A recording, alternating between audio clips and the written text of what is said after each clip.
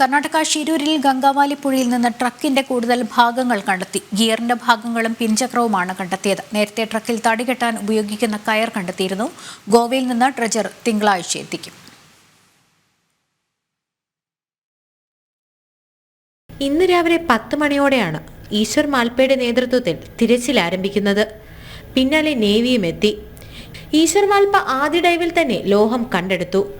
പക്ഷേ അത് അർജുന ലോറിയുടേതല്ലെന്ന് ലോറിയുടമ മനാഫ് സ്ഥിരീകരിച്ചു. പിന്നീട് നടത്തിയ തിരച്ചിലിലാണ് അർജുന ലോറിയിലുണ്ടായിരുന്ന കയർ നാവികസേനയ്ക്ക് ലഭിക്കുന്നത്.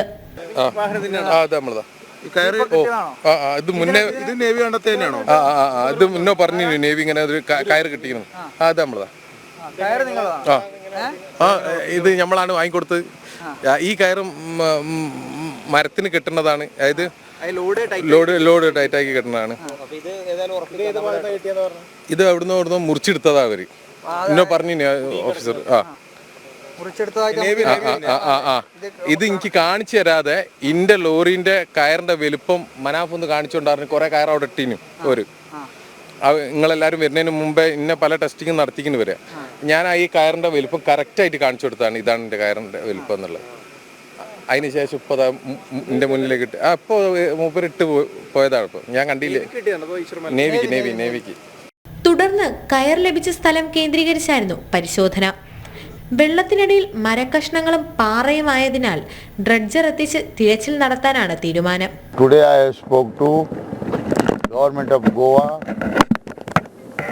There is a one pontoon based dredger is there. I told Captain from Goa Octavia and Ports Minister Alex Sikera. I talked to them. തിങ്കളാഴ്ചയോടെ ഡ്രഡ്ജർ എത്തും. നാളെ സ്വാതന്ത്ര്യദിനമായതിനാൽ തിരച്ചിലുണ്ടാകില്ല. 16-ാം തീയതി മുതൽ വീണ്ടും തിരച്ചിൽ ആരംഭിക്കും. ലോഹങ്ങളും കയറും കണ്ടെത്തിയ സ്ഥലം അടയാളപ്പെടുത്തിയാണ് സംഘം തിരച്ചിൽ അവസാനിപ്പിച്ചത്. ജനം, ഷിരൂർ.